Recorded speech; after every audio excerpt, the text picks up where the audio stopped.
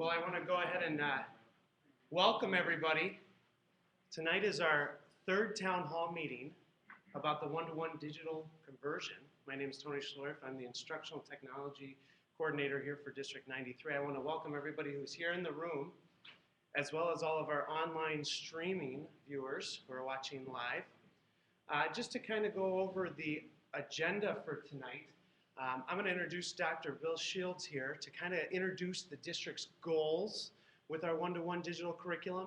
We'll then talk a little bit about personalizing the learning environment and kind of explain what is this one-to-one digital curriculum going to do for each and every one of our students.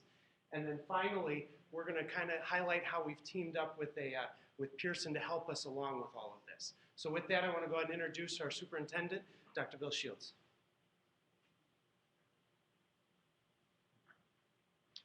Good evening. Welcome to District 93. We want to explain a little bit about this digital conversion, this one-to-one personalized education that we're working on, and we're going to afford you a lot of opportunities to ask questions. As a matter of fact, what we are going to do is we're going to be posting them all on the website.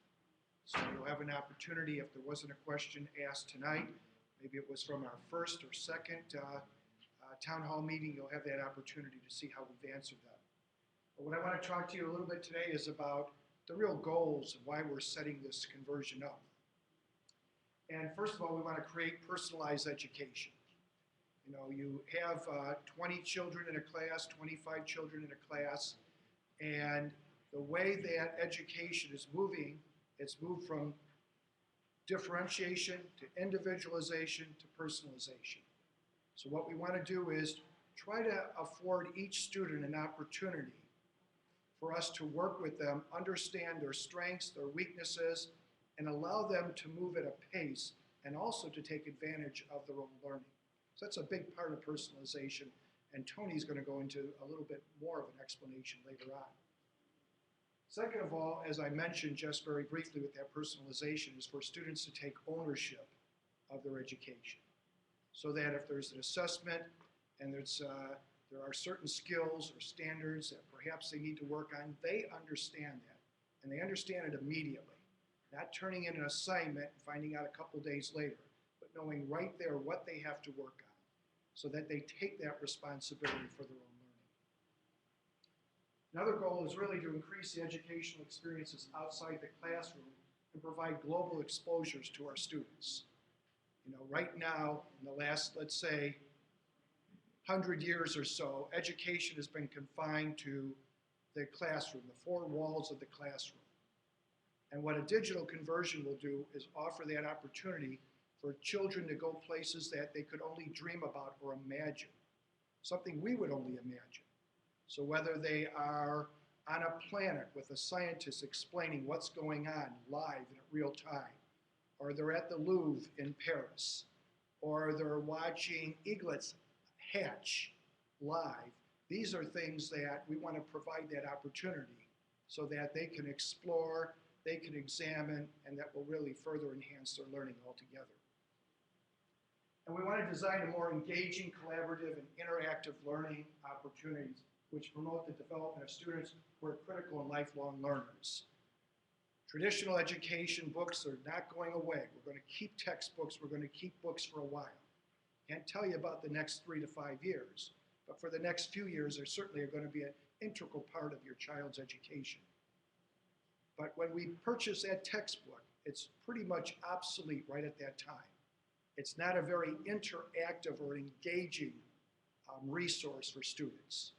So we think that through a digital conversion, that this is something we can have children interact and engage and want to do that learning well beyond that 9 to 3:30 time or that 8 to 2:45 time, but we want them working 24/7. So we want to enhance instruction for teachers and learning for students, and most important, I know we're an elementary district, but we have to start thinking, we have to start challenging students and preparing them for those 21st century careers as well as college readiness.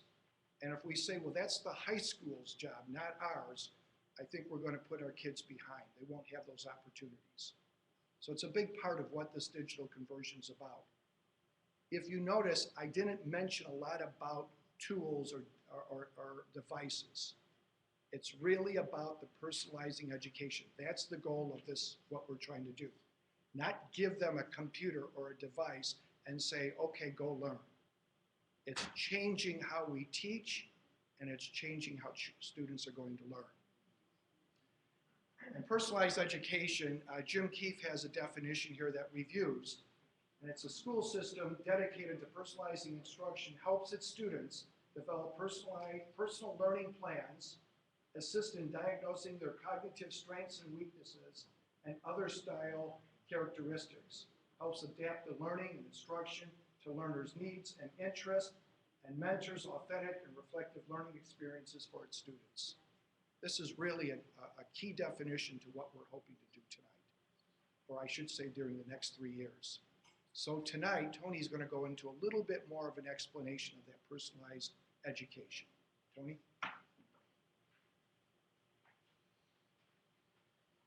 Thank you again, Dr. Shields. Real quick, just so everybody knows, as the district transitions into this one-to-one digital environment, so are we. We are live streaming, like I said before, so viewers can be watching us at home. They can also ask us questions. So if you're at home watching us and have a question, please email it to social@ccsd93.com. Again, if you have a question at home, email it at social@ccsd93.com. So a lot of times we get this idea of, well, what exactly is one-to-one digital learning? I want to take you real quickly into a classroom, one of our kindergarten classrooms that have been already kind of piloting with some of our devices. Okay, this is a kindergarten classroom, Becky Klein's classroom, where she has just introduced this idea of iPads in the classroom. Hi, my name is Becky Klein, and I teach kindergarten at Heritage Lake School in Carroll Stream, Illinois. Our district is beginning a one-to-one digital learning initiative, and I'm very excited about the possibilities. My vision for one-to-one digital learning includes an opportunity for students to collaborate, to teach each other new things, to make connections, to discover new ways to use the technology that will enhance their learning, and of course, to have fun.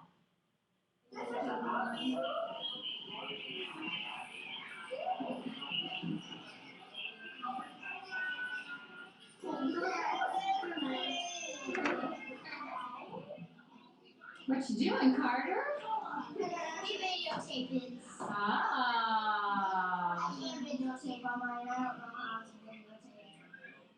Carter, do you know how to videotape? I don't know how mine. Ask Dalton, ask him if he can help you.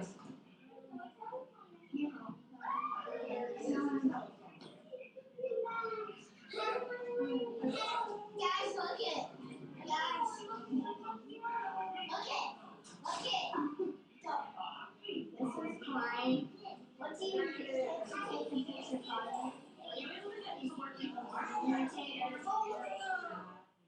In kindergarten, we will be using iPads. Now, I don't want them to have iPad time. I want them to use the iPad throughout their day as a tool for learning.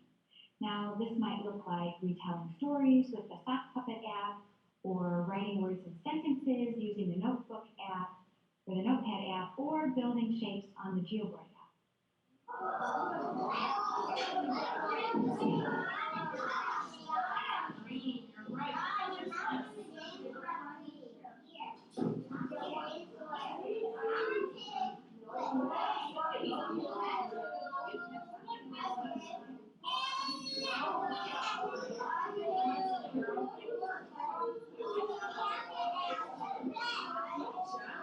How about this one? Or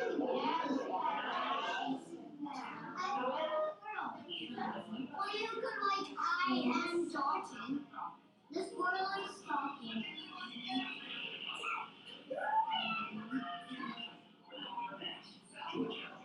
I put a space for like a spoon. Oh, great idea. Did you find the space bar? Okay. Instead of a finger, you just press the space bar.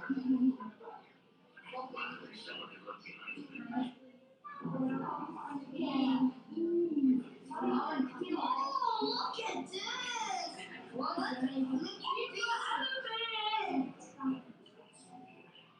Oh, I love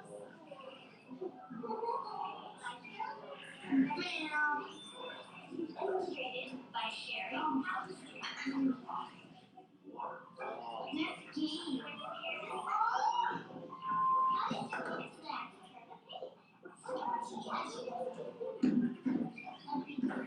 I find myself frequently taking pictures of students' creations, like the block buildings they've made, or puzzles they've created, chains they've made in the math center.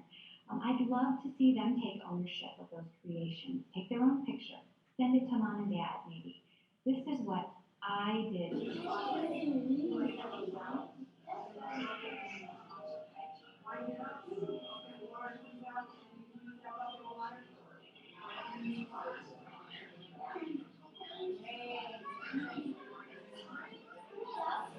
Oh, look at that! Oh, nice!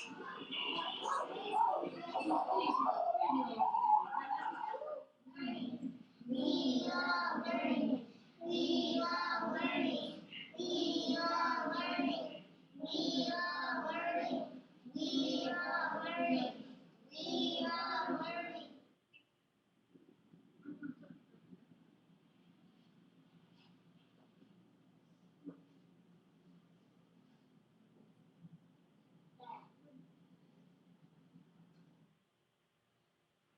So that kind of gives you an idea just how currently, just in a very small pilot, kind of what that one-to-one is. Okay, and I think Becky Klein really explained it well when she introduced it. So let's talk a little bit about this personalized education. The idea that students can learn 24/7. No longer does learning have to happen during the school day. Okay, if they've got a place that they can go and learn and find out information, it's always there.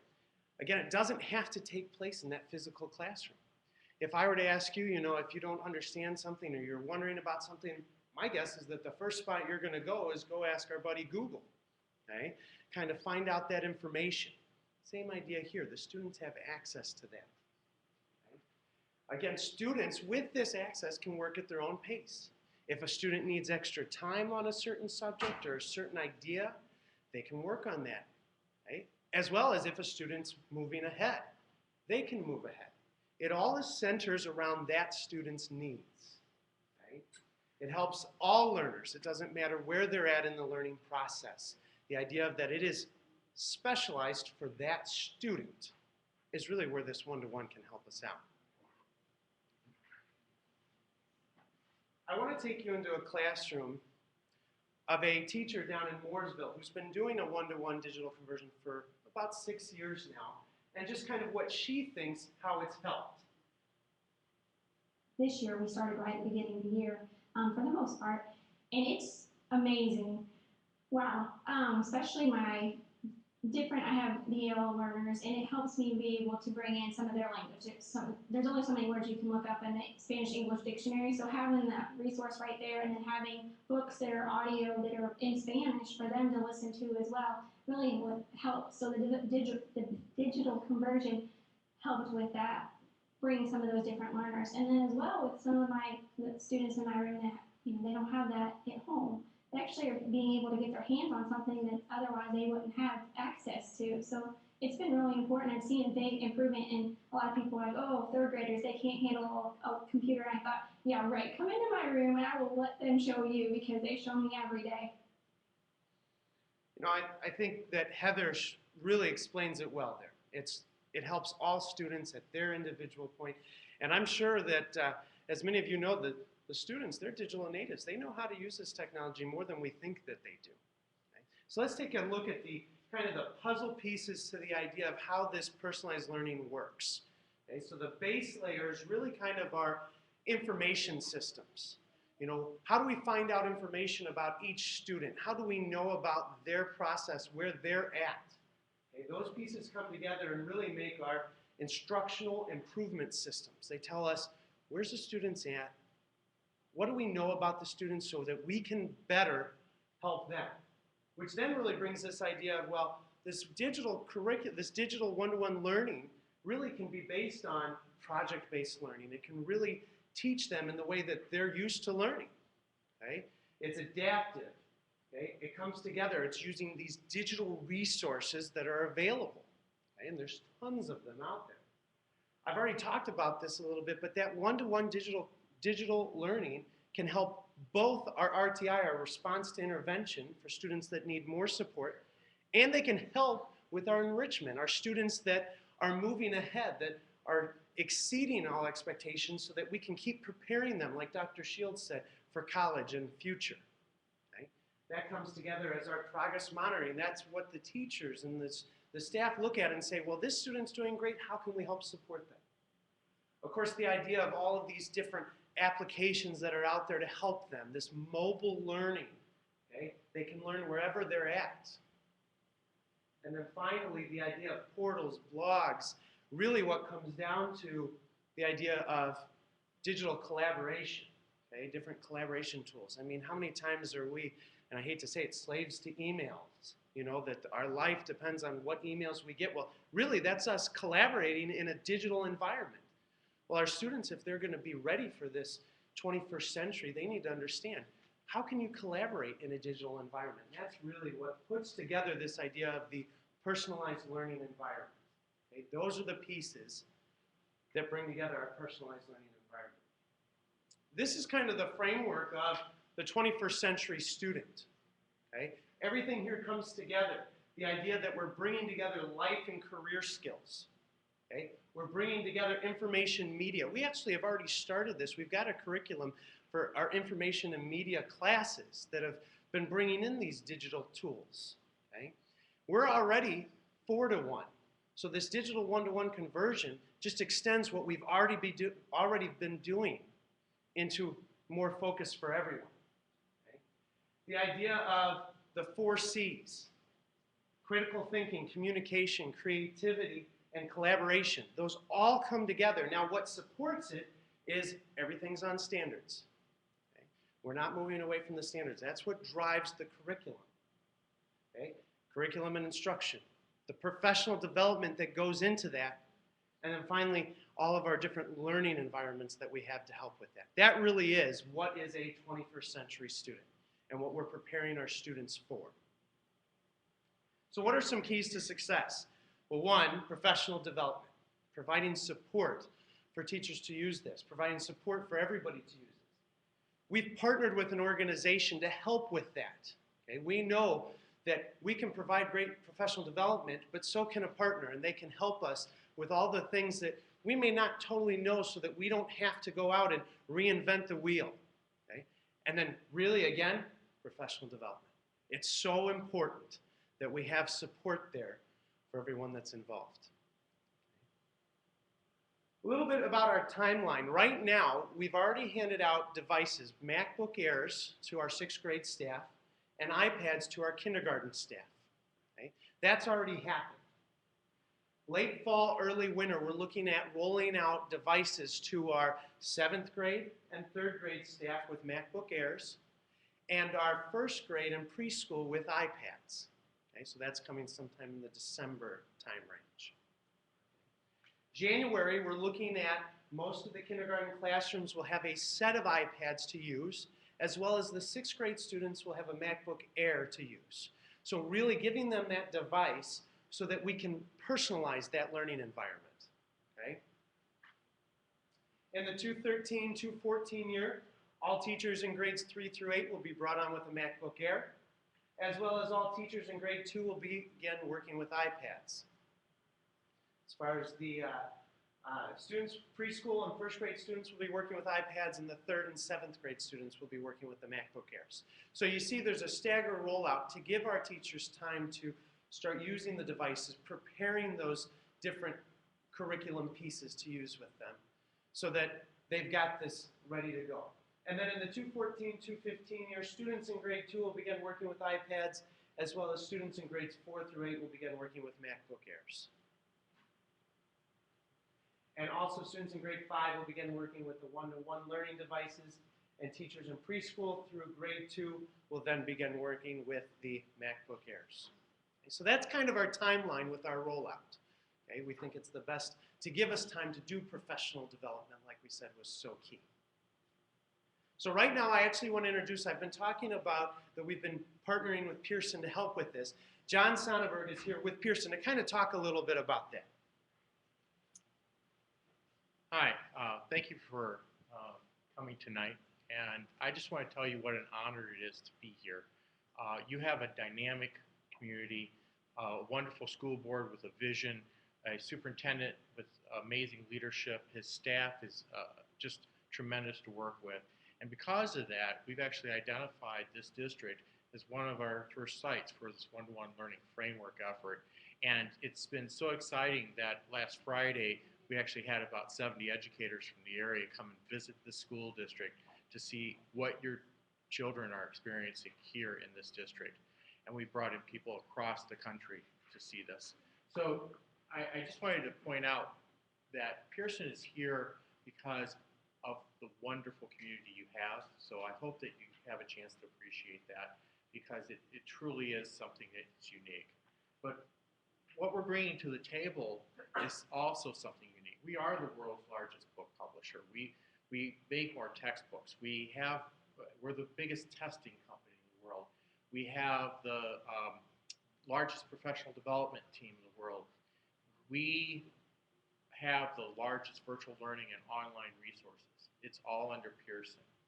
And because of that, we wanted to create a partnership relationship with a school district like this.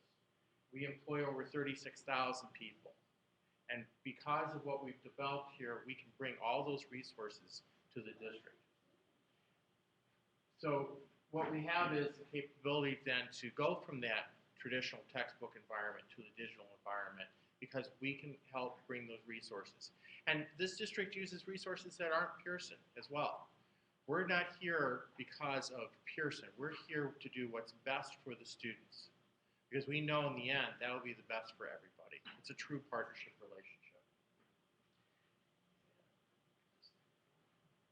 All right, so this all falls underneath this framework of the personalized learning environment. The support change of practice is what we talk about professional development. But you also have to have other things. And a former job of mine was director of e-learning for the Illinois State Board of Ed. We doled out millions of dollars for technology. And we forgot about these other aspects to it. It wasn't about the hardware and networking. It was about the personalized learning environment, it was about professional development, but it's also about the planning and project management. And like building a building, you hire an architect and a construction manager. The district has partnered with Pearson to help in that, to make sure that the project goes along. We have weekly meetings with the administration. Every step of the way, we make sure that everything gets done. And it's a true partnership relationship. So we start with the personalized learning environment with all the things that deal with the instructional improvement systems, the mobile learning tools, the collaboration, and then the parent and community access. And I do want to stress this is really important. In this whole framework is this goal of college and career readiness, but in this whole framework is the whole village. It is really about you and starting to break down those four walls and allow you even a greater role in your child's education. And you're going to find that in the instructional systems. You're going to find that you'll have access to it.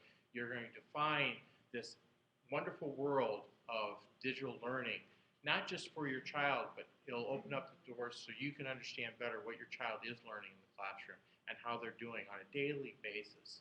You'll be able to go to your smartphone and see, oh, how's my little Johnny doing today? Okay? So what we want to do right now is take about 30, 35 minutes to answer those questions. And I'm going to turn this back over to the district because they've become the experts now. Thanks, John. I really appreciate that. Right now, so we wanted to keep this at about 30 minutes for the actual information that we've got. We've got time for questions. Just so everybody that's either watching us on the stream or here, if you've got questions, please, if you're watching them on the stream, please submit them through that social at ccsd93.com. Okay? Otherwise, if you have cards, please go ahead and we'll come around and collect those cards and answer those questions.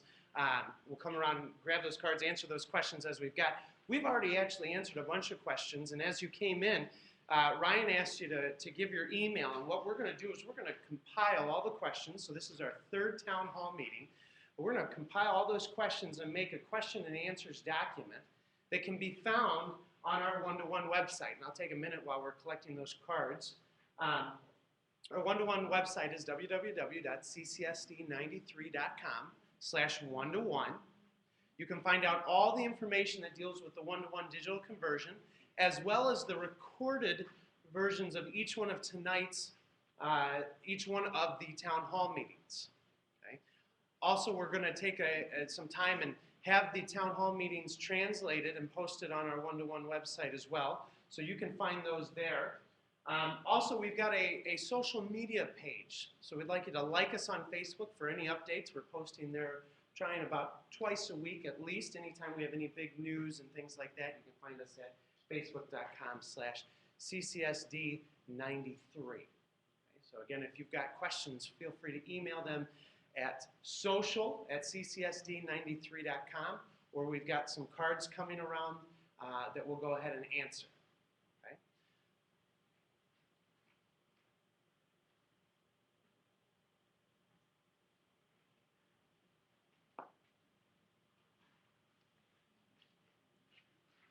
Now the pressure's on everybody to start writing those questions down. As we're waiting here, just some important people that I want to introduce here to the audience here. First of all, in the back, we have Ryan McPherson, and he's our community relations coordinator and helped set this up with Tony. And we have to his left is Tim Musa. Tim is the behind the scenes. He's our IT guy. We have in the far left there, we have Dr. David Hill. He's our assistant superintendent for business. So there may be some financial questions you want to ask about this initiative. Next to him, to his left, is David Alleman, who is our director of ELL and bilingual services. And David is a very important person in this because wanting to make sure that all of our stakeholders, all of our children are going to be serviced with this. Up front here, we have Dr. Krista Morrissey, who is our special education director, and certainly has already implemented a lot of one-to-one and digital conversion already in many of our special ed classrooms. And then we have Ms. Kathy Brennan, who is our human resources director. And with Kathy, this is important because we certainly, as we're hiring staff, we want to make sure that they have a full understanding of technology. Substitute student teachers, paraprofessionals, there's lots of questions. So Kathy is working on there. And a big key member of what we do here, so it's not last, but she's most important here of people I'm introducing, is Dr. Sharon Fries. And Sharon is a person that if you have questions, she's been really assisting and working hand in hand with John Sonnenberg and other people from Pearson. So I know we've got at least a couple questions coming up, and we'll have a couple people up here in a moment, but just a couple questions that have come. Some people have asked, well, are we still going to have traditional education? And that's always a tough one because I'm not sure what that means.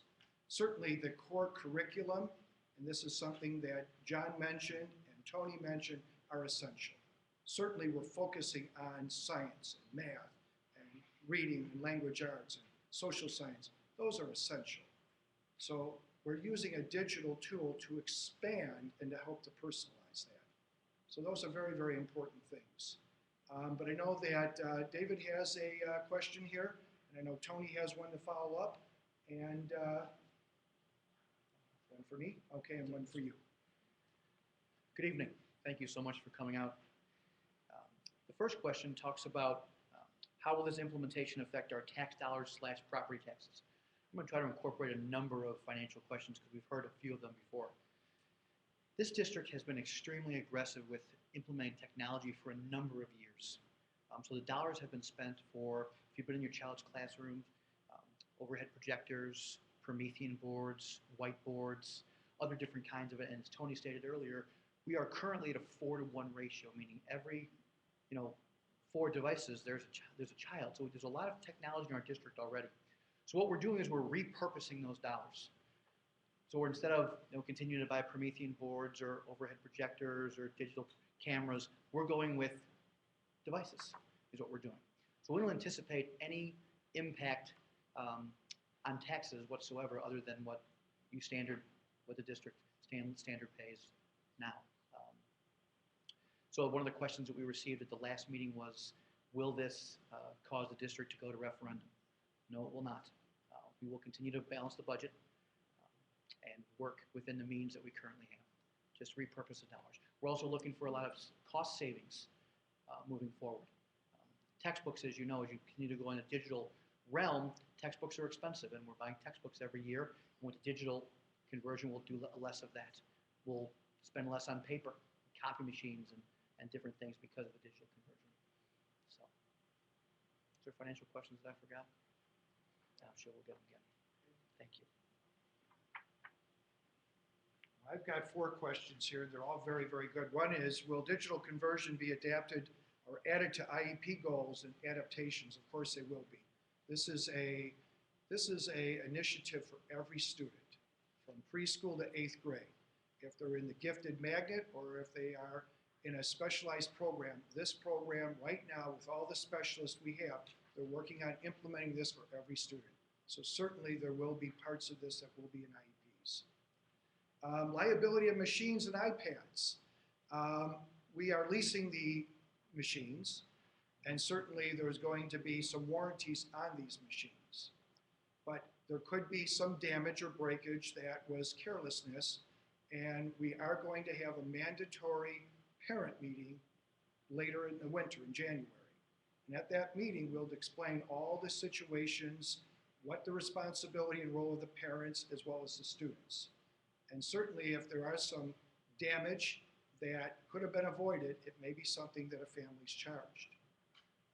If a family member feels that I don't want my child to take this device home, they won't have to do that. It can remain at school. But we have checked with a lot of districts across the country. We have checked with districts next door to us in Glendale Heights, and students have come home, and there's been very, very little damage. Students will take care of these devices is what we learn. As long as we set the climate, we set a very positive culture here, students will take care of them. Right now, students are taking home very expensive band equipment, and they come back with those band equipments, with the pieces of instruments without any damages. So we don't see that as being an issue, but we're going to lay that out to families to make sure that there's a comfort level.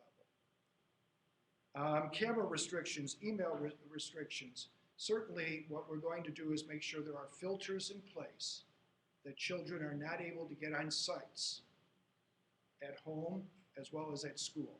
So there will be some restrictions. We certainly have to look at all of the way that we're rolling this out and making sure that students are safe as well as staff members are safe. So there will be some restrictions put on there, but those are the ones that are usually set guidelines by the state and federal government. We're going to adhere to those. It says rollout over the next 2 years, so this is a 3-year rollout. Does this mean Apple products are the set contract? If a better product becomes available, will there be changes? It's one reason we're leasing this.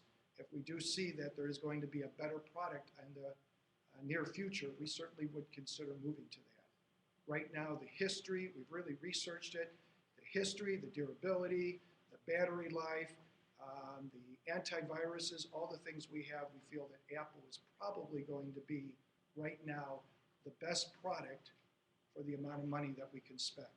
So we feel very comfortable about that. But yes, technology changes all the time.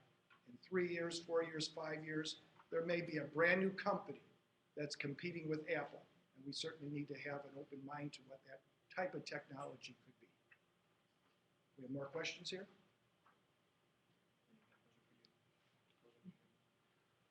I didn't know if you wanted to alternate. Okay. All right. My concern is that there are way too much emphasis on the use of the computer, the iPads. Will there be less teacher involvement? Great question.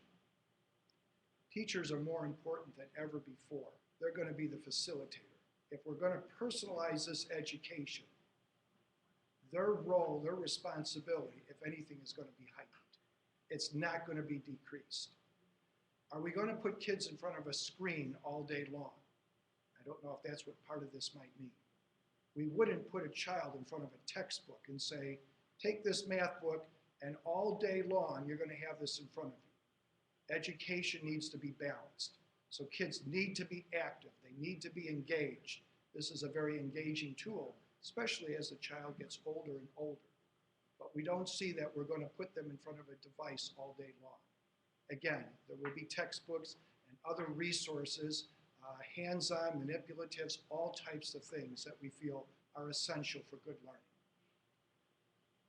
In kindergarten, will there be a lot of hands-on activities? Certainly. Concerns too much time on the iPad. Good questions again. You know, when you saw what Mrs. Klein had, it might have looked to some of you as just a lot of chaos and playing. Well, kindergarten, there was a lot of exploring and engagement that was going on. It was hard for you to see their screens. But if you notice, kids were talking and sharing with one another. So there will be opportunities for kids to collaborate, develop consensus, develop communication skills. So it's not where we think of somebody with a computer and that right in front of them all day long. They're going to be very engaged with one another. This is what the device does. As Mrs. Klein mentioned earlier, there will be opportunities for students to send some of their work or some of their activities home for parents. Can you think of the opportunities at the dinner table that is going to afford families? Now when a child comes home, we typically say as parents, how was school? And they usually have one word, good, fine, okay. What did you learn? We might get another word or two. But now you're going to have that open engagement with your student. There is so much that this will open the doors up. So again, it's not going to make them couch potatoes, or they're not going to be in front of a screen all day. The engagement that we see, the collaboration, the communication, the critical thinking that goes on and on, we see this as, if anything, enhancing it much more than we currently do with some of our archaic two-dimensional devices that we pass out to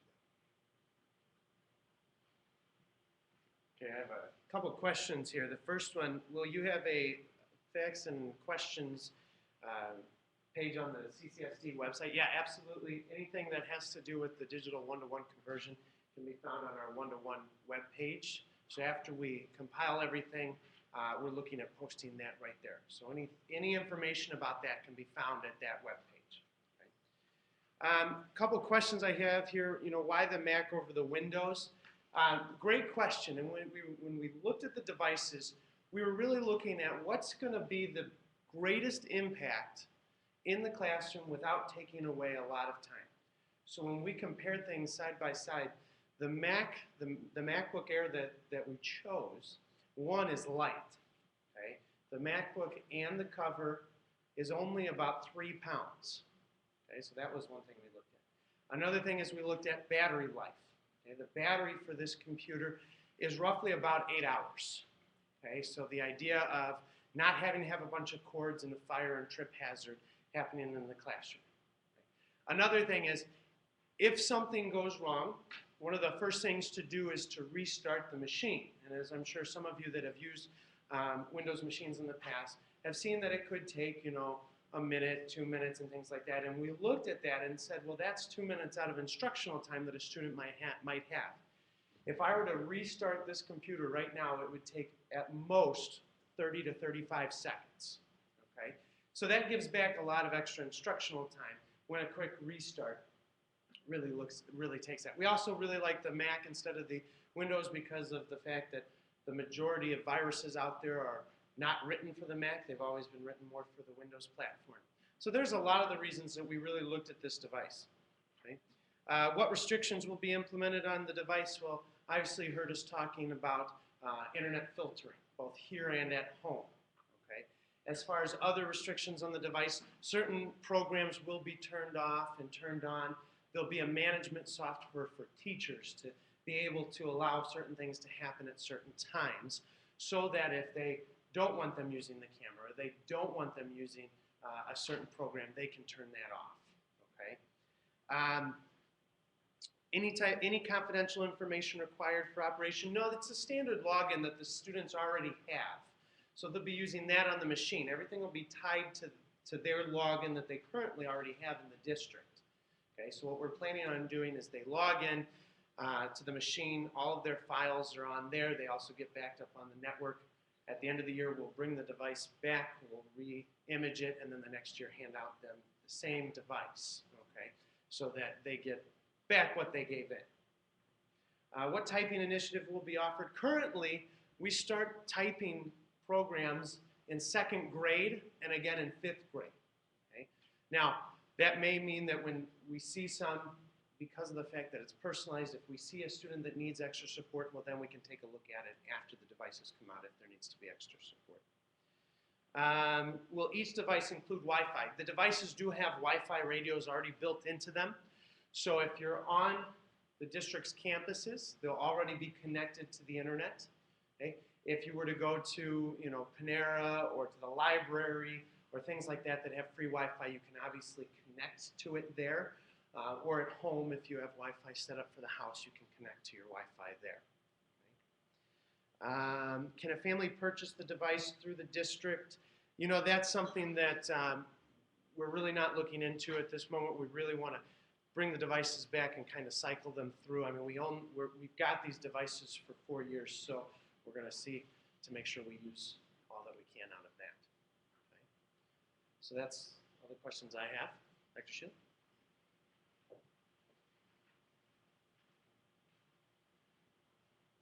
Another great question here. It says, if the goal is to allow students to advance to all different levels as opposed to keeping them all at the same place, if so, is this more difficult for a teacher to manage?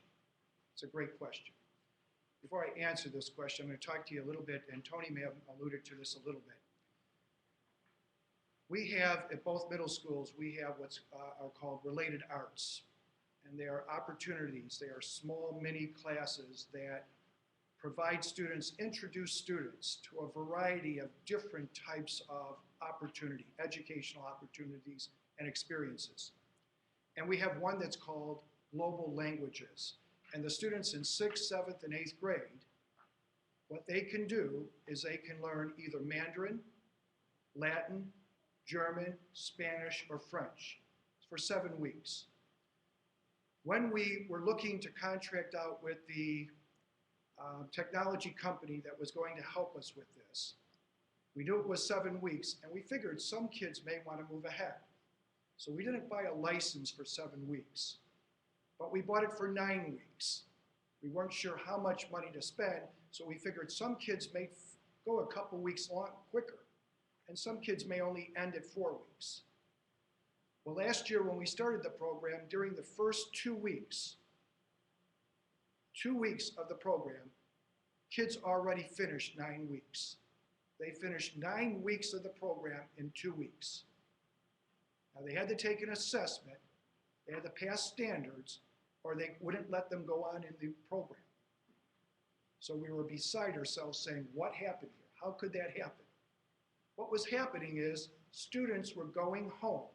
They weren't assigned to work. They were going home on their own and doing, I guess we call it homework. They were so excited about learning a new language, a global language, that on their own they decided to do this. They were connected with the technology. Remember, there's a live teacher at the end, and there's a lot of different types. They have an avatar where they create a game-like avatar, and they can actually go to a small cafe in Paris, and they have to speak the language if they want to get the food. It's a great program. But the kids were connected to it. They were excited. And instead of saying learning stops at the end of that 40-minute period, they went home and worked on this project. So to go back to this question is, and maybe I guess the way of rephrasing this, if I was superintendent and all of you were brand new, and you said to me, your goal to keep everybody in the classroom on the same pace, move at the same, regardless of their abilities? If I said, yes, that's our goal, you'd probably be pretty upset with the school district. We have to challenge kids to move at a pace. We already do that. For about 12, 15 years, we've been working on differentiating the instruction. It's a very difficult concept because you are working with traditional resources and trying to work with 20, 25 kids in a class to allow them to move at those different rates. We've already been doing that. Now, by having a digital tool, a tool that will engage the child, that when a child is ready for an assessment, can right there take that assessment, and in real time, within seconds, know exactly how he or she scored and know exactly what standards they have to work on to improve. So yes, will this be more difficult for teachers? Yes. But remember what Tony kept emphasizing. It's professional development. We are gearing our teachers up to understand how to do this. So they already are differentiating the instruction. Remember, now they're moving more towards what's called personalizing, but they'll have assistance by devices that will engage and keep kids very active in the classroom. So I hope I answered that question. I know I got a little long-winded, but I wanted to make sure you understand that. Yes, we don't want kids to stay on the same page. We don't want them moving at the same rate. That's not right. Every child, every one of you parents have children that have different abilities in different content area, and they deserve to be able to reach their full potential. We shouldn't hold them back because we can't manage it.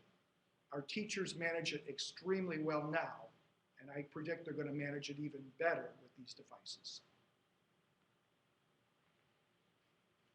Okay, another question is, will there be a GPS tracking device for each of the iPads or MacBook Airs in case it gets lost? Well, the iPads, first of all, those are staying at the school. Those are staying in the carts, so we really don't have to worry about those as much. As far as the MacBook Airs, this is something that we're discussing with other schools to see what they've done and what they haven't done. You know, most of the schools we've talked to, they have not had that issue. Okay? Mooresville down in North Carolina, they handed out about 4,000 devices, and last year their director of instructional technology said he got all but about 5 of them back. Okay? And it really comes down to the idea that, you know, if you think about your students, your children, they may not exactly know where their notebook is or their pencils or things like that, but I bet you if they've got a cell phone, they probably know where it's at. Okay? They probably know exactly where it's at. If I get outside of the house more than a half a mile away, I mean, I'm like, oh, well, goodness, where's that? Can the MacBook Airs, they do have a system in it that some of you may or may not know. It's kind of that Find My iPhone system. But like I said, we're still discussing that and talking to other districts and seeing is that worthwhile, and is that actually a needed cost to add on to it.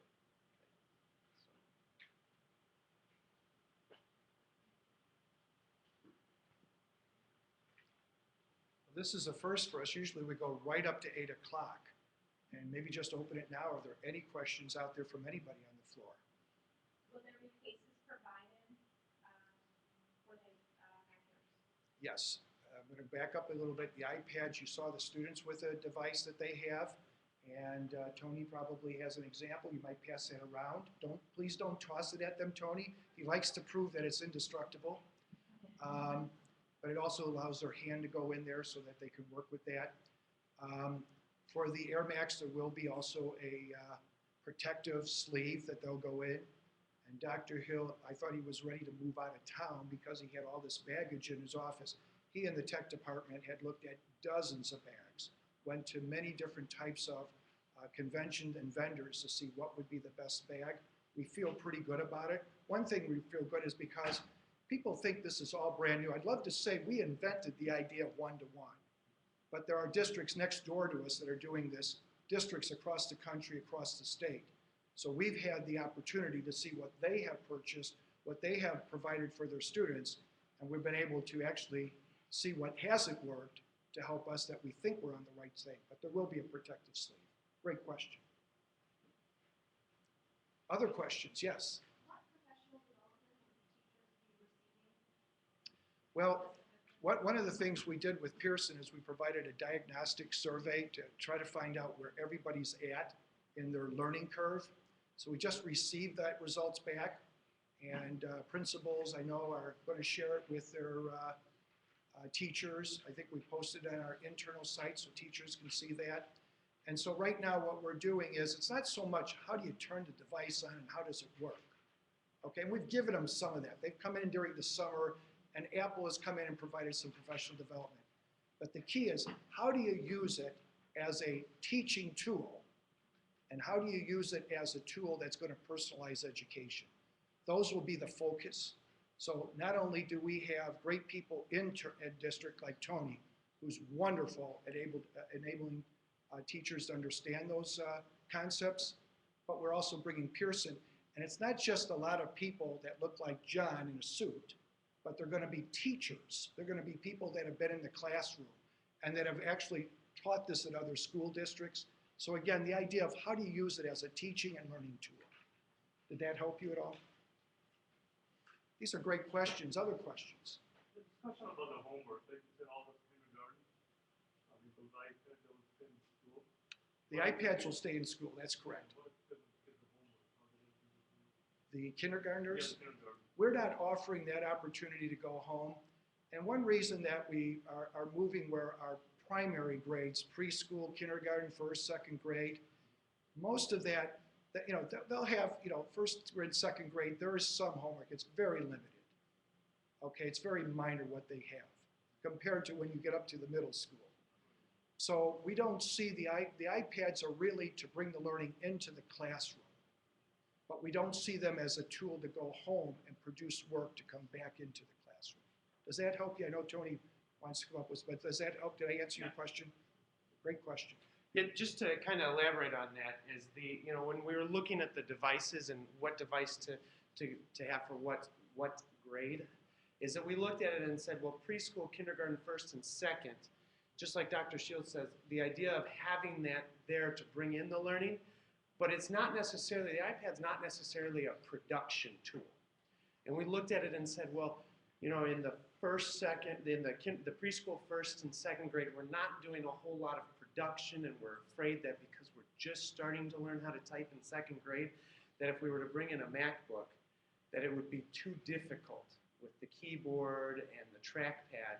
And we figured that, you know, with the iPad and the touch, that it would just kind of fit more natural in there. Whereas then the other grades, that's when we're looking at doing more of the digital homework and things like that, where it is more of a production type of device and tool, okay? So that's what we were really looking at, the differences of those devices. And John Sonnenberg mentioned that we did have a symposium here on Friday, and Pearson helped us put that on. We had that wall open.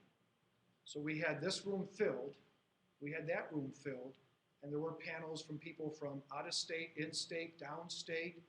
Most of the people came from the DuPage County, but there were some people from Cook and Lake County, as I said, downstate. It was a wonderful sharing. There's a lot of excitement out there. There are people seeing this as a new way, if you go back to my goals, a new way of really, really reaching out to kids and engaging them. Now again, we go back to that question about the teacher.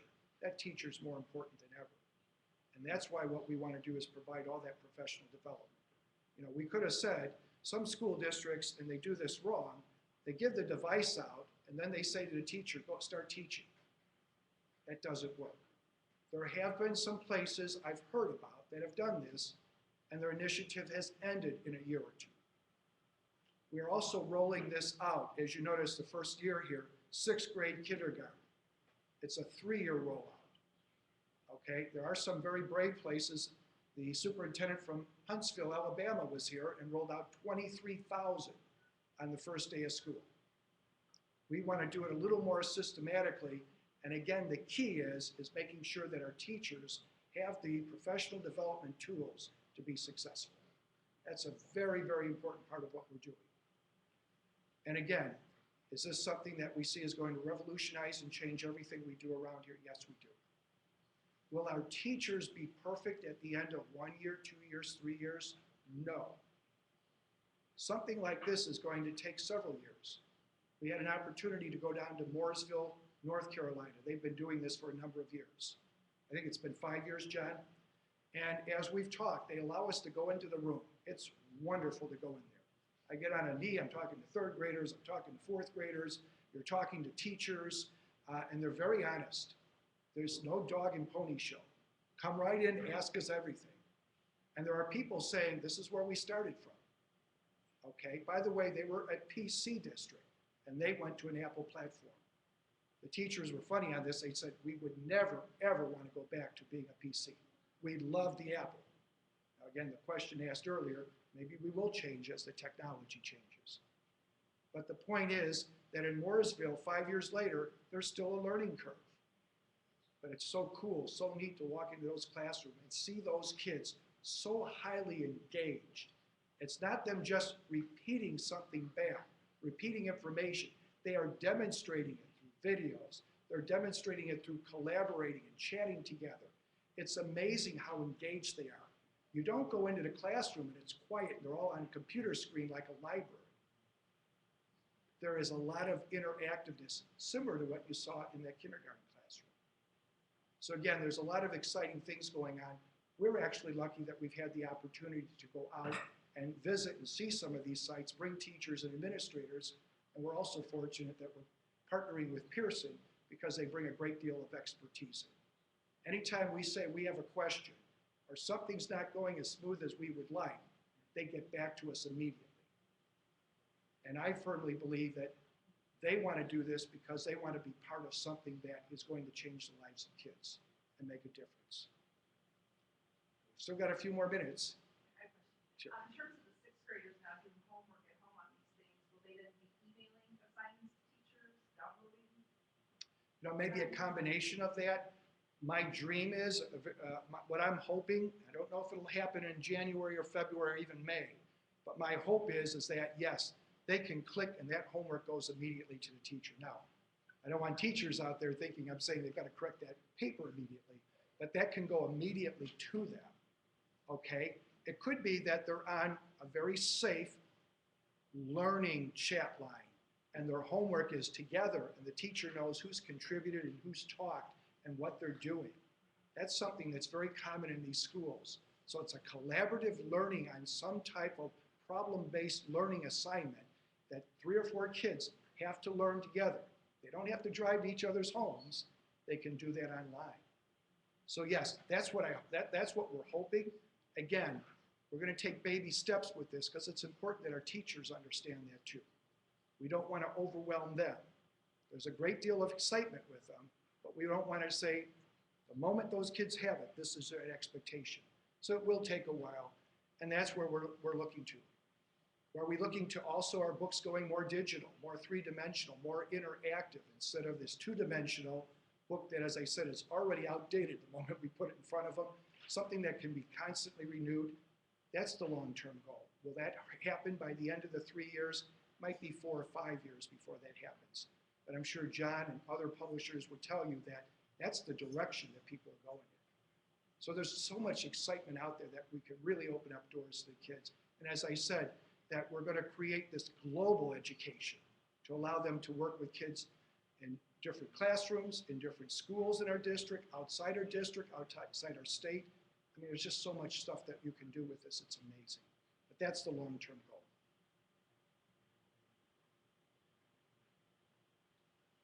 Question is, has there been any discussion about additional security measures if these natural errors are in the classroom? And I presume that they're assigned to students via a serial number or a tag. If something happens, whether another student gets involved or a teacher, maybe something goes wrong where there's damage or ends up missing. Well, if you're thinking of perhaps theft or something misplaced, that's on the mind of a lot of people. A lot of people think that. Will kids be able to, at such a young age, take a device like this and truly take care of it?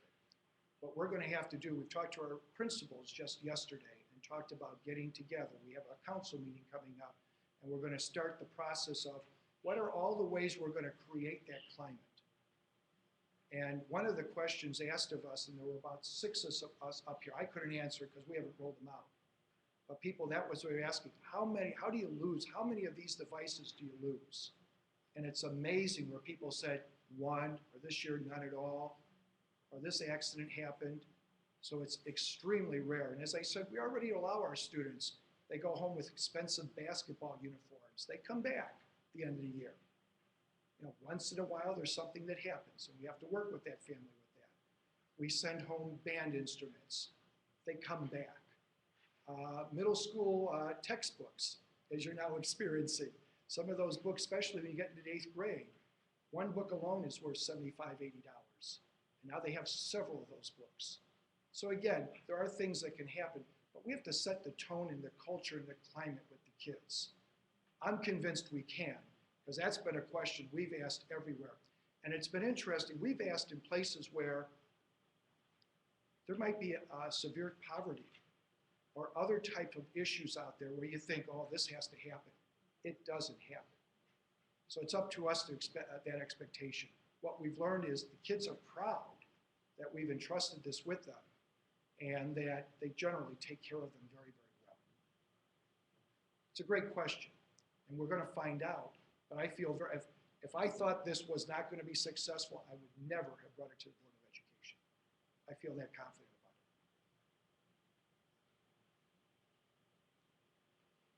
it. Now it is 8 o'clock. We're going to hang around. Sharon will be here, Krista in special ed, David on bilingual, David Hill, Tony will be here, John will be here, of course Tim and Ryan. Any of us, if you have any questions, you want to corner us, we'll stay around as long as you.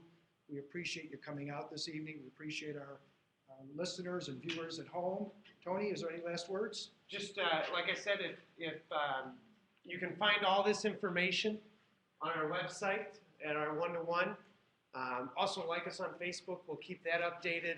And Dr. Shields also has a Twitter account that you can follow him and find that information off of the website. So all of these different ways to follow what's going on with this digital one-to-one conversion as we see this happening. So again, like Dr. Shields says, it's 8 o'clock. We'll be around for any questions. Thank you for being here. Thank you for being online. And have a great night.